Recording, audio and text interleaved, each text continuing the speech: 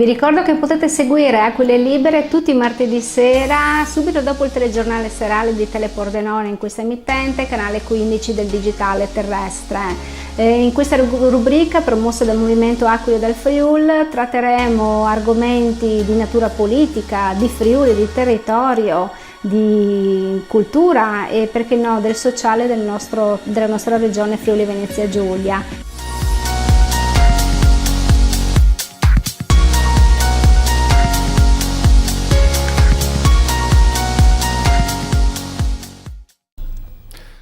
Bentornati cari amici Aquile Libere. Questa sera abbiamo come ospite Raffaele Padrone, vice segretario nazionale FSP Polizia di Stato. Grazie intanto per averci raggiunto. Grazie a voi. Io volevo iniziare con lei Padrone proporre una domanda significativa. In questi ultimi anni in regione la percezione della sicurezza da parte del cittadino è sempre bassa, non si è mai elevata purtroppo minimamente. Quello che volevo chiederle è questo, siccome probabilmente la percezione della sicurezza è direttamente proporzionale anche alla presenza di componenti effettivi sul territorio, sul campo delle forze dell'ordine, quali polizia, carabinieri, ma anche la polizia locale. Lei ritiene che ad oggi il numero di effettivi sul territorio sia sufficiente o vada fatto qualcosa per migliorare i numeri? Le risponderei facilmente dicendole no, però è giusto dare ai telespettatori anche la motivazione di questa no.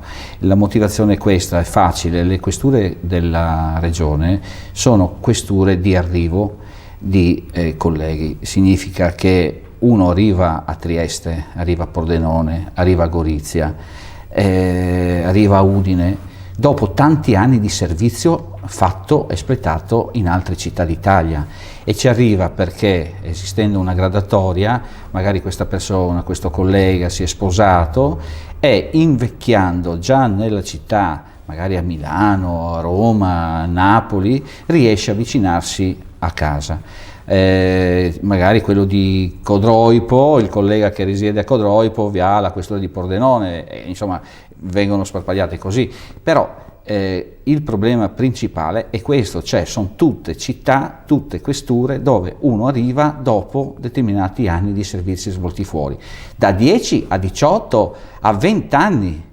quindi se facciamo un calcolo matematico la persona che arriva in queste città è già vecchio.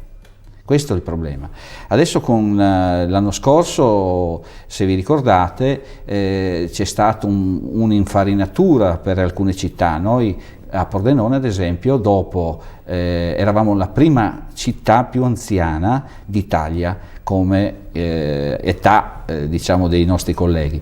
Poi c'era Udine e poi c'era Rieti. Ecco, queste tre città sono state rimpiazzate. Nella normale attività annuale qualcuno può arrivare, ma i movimenti vengono dettati dalle uscite dei corsi. Se non ci sono soldi per instaurare un bando di concorso, significa che in nessuna città arriva nessuno.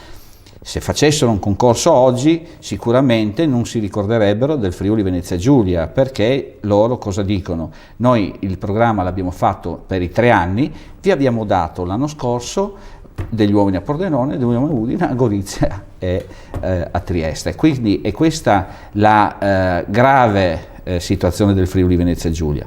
E quindi arrivando delle persone in queste città arrivano, ripeto, già anziane, già persone che hanno oltre 20 anni di servizio e che l'età anagrafica chiaramente non li aiuta. Lei deve pensare che noi facciamo dei servizi articolati H24, significa che fai la notte, fai la mattina, fai la sera, il pomeriggio, e far la notte a 50 anni comincia a essere difficile. E soprattutto il delinquente è sempre uno che ha 22 anni, il poliziotto il prossimo anno ne ha 23, poi ne ha 24, ne ha 25 e invece il delinquente ha sempre 22 anni. Collegato a questo, la Regione potrebbe indire dei concorsi pubblici per l'assunzione di personale all'interno della Regione, come va ormai dalla sua fondazione dicendo e sostenendo Aquile dal Friul? Ma guardi, io devo incontrare, mi auguro molto presto, il Presidente della Regione Friuli Venezia Giulia, Massimiliano Federiga. L'ho incontrato ieri per altre cose, però non c'erano le situazioni per poter discutere di questo. Io vorrei farmi carico di questa richiesta. Fu fatta nell'80, nell'82 per l'esattezza, fu fatto un concorso a bando regionale di 2000 uomini. Beh, guardate che se potessimo riuscire a trovare le risorse economiche per fare oggi come oggi in Friuli un bando di concorso di 2000 uomini, io credo insomma che avremo io per la pubblicità, ma la regione Friuli-Venezia Giulia farebbe chiaramente un bingo, perché sarebbe una cosa surreale. Io credo che tutte le città, perché vede, hanno questo problema, perché vede, solo in polizia mancano 23.000 uomini, quindi tutti dovrebbero fare i concorsi regionali. Allora, noi lo possiamo fare magari a statuto regionale, possiamo fare questo bando sicuramente, ma dovrebbe essere il nostro organo principale, l'organo esecutivo a dare l'ok, la finanziaria dovrebbe trovare i soldi per fare almeno 2 concorsi l'anno, perché le faccio un esempio, che se venisse indetto un bando di concorso oggi per 1000-2000 uomini, bene, facendolo oggi lei dovrà contare almeno 2 anni e mezzo per avere queste persone sul territorio, perché ci vuole il bando di concorso, ci vogliono le presentazioni, devono fare le selezioni, noi dobbiamo fare prima gli accertamenti, quindi le selezioni, chiamare queste persone, fare le prove scritte, fare le prove orali, fare le visite mediche, correggere i compiti e mandare queste persone, i selezionati, al corso che dura 6 mesi. Noi avremo le persone fra 2 anni e mezzo, e questo è il grave problema. Non è che se trovi i soldi oggi, allora facciamo il concorso, dai che bello, domani si parte in polizia. Non è così. Certo. Parlando di attività tecniche, come stanno procedendo le attività di indagine? Un giudizio generale o specifico, insomma, da parte sua? Beh, guardi, in tutta la regione, cioè io parlo del Friuli Venezia Giulia, certo, ma dovrei dire anche in tutta Italia, anzi i colleghi che da fuori guarderanno la trasmissione non ne abbiano, ma stiamo parlando del Friuli Venezia Giulia. Beh, in Friuli Venezia Giulia, voi lo vedete, le attività si svolgono con una grande normalità, anzi io devo fare un plauso anche ai colleghi di Pordenone che incitati anche dall'arrivo del nuovo questore, che è un questore innanzitutto giovane di età, perché un questore da 53 anni non se ne vede sempre, e soprattutto a Pordenone, perché anche i questori che passano per Pordenone sono i questori che invece arrivavano o andavano in pensione o erano procinto di andare in pensione. Abbiamo un questore che per la sua attività in polizia l'ha svolta in grosse questure, ma soprattutto in squadre mobili, quindi ha un ritmo, diciamo, lavorativo basato proprio sull'attività investigativa. Ma un plauso va ai colleghi, perché sappiamo benissimo, le ho detto prima, che i colleghi che sono la squadra mobile o la squadra investigativa nella squadra politica hanno comunque 50 anni, non ci sono i ragazzini e allora sono facilitati a lavorare. Il problema è che questi ragazzi, io li chiamo ragazzi perché sono più giovani di me, ma hanno superato i 50 anni, devono svolgere l'attività che svolgevo io quando ne avevo 25, certo, ed ero la squadra investigativa. Quindi vede, il problema sta sempre lì, perché avere una persona di 50 anni costretta a fare gli appostamenti, costretta a fare le notti, costretta a fare le intercettazioni, uscire, e soprattutto una mole di lavoro importantissimo come sono le squadre mobili di tutta l'Italia e di tutto il Friuli Venezia Giulia, insomma, lei capisce bene che diventa, sì, a volte non si va in ferie, a volte le ferie vengono fatte magari in periodi diversi di quelli della moglie, e poi ci sono le persone che litigano a casa. Questo è importante, cioè dovete capire tutto quello che c'è dietro, cioè non è un lavoro che tu va bene, agosto va in ferie, io vado in ferie, non è così. Si cerca di attivare un sistema come in tutti gli uffici di routine, però il problema è che molte volte l'attività investigativa non ti permette di lasciare lì un telefono, di lasciare lì un appostamento perché ho deciso di andare in ferie. e farlo a 25 anni magari si può fare, farlo a 50 e oltre diventa difficile, quindi un plauso veramente ai colleghi, certo, che ancora continuano. Io dico, ormai siamo diventati volontari.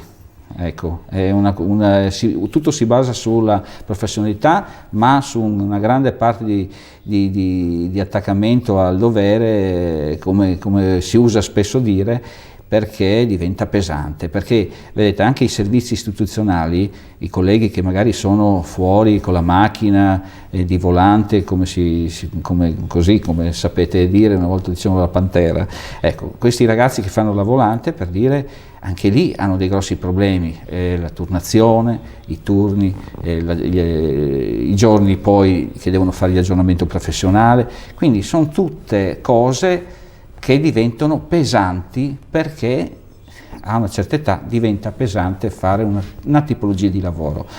Voi andate nella vicina Croazia, a 45 anni il poliziotto va in ufficio, a noi a 45 anni ti arruolano. Chiaro, chiarissimo. Un'ultima domanda, segretario. Il numero unico delle emergenze, 112, sta funzionando? Come è percepito dalla popolazione? Può dirci qualcosa in merito? Beh, guardi, da parte mia personale è una grande cavolata. Io ne parlai di questo 112, questo numero unico europeo, perché questo numero poi è identificativo per tutta l'Europa. È un numero che, se studiato bene, potrebbe funzionare, ma come è oggi questa cosa non può funzionare. Dove funziona? Allora, funziona nelle sale operative. I colleghi che sono nelle sale operative magari non ricevono più quel numero di telefonate, perdonatemi, lasciatemi passare, stupide, o telefonate in cui non erano vere, non erano veritiere, un numero di persone che magari la mente non le aiuta più, che chiamavano solamente per fare la chiacchierata. Questo succedeva tantissime volte al normale sala operativa del 113. Questo è l'unica cosa che oggi viene scremata da questo numero.